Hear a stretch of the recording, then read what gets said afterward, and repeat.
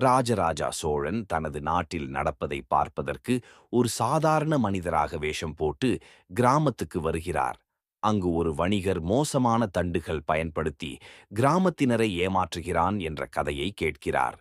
சாமானியனாகவே இருந்தாலும் ராஜராஜா சோழன் தனது அறிவால் அந்த வணிகரின் மோசடியை பொதுமக்களின் முன்னால் வெளிப்படுத்துகிறார்.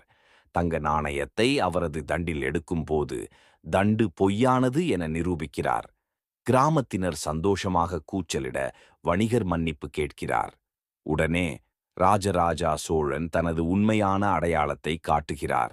அதனை பார்த்து அனைவரும் திகைக்க அவர் புதிய நீதி விதிகளை அறிவித்து வணிகருக்கு தக்க தண்டனை அளிக்கிறார்.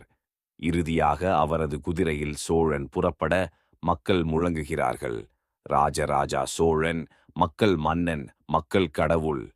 செய்தி: நீதிக்காக போராடும் மன்னன் எப்போதும் மக்கள் இதயத்தில் இடம் பிடிப்பார்.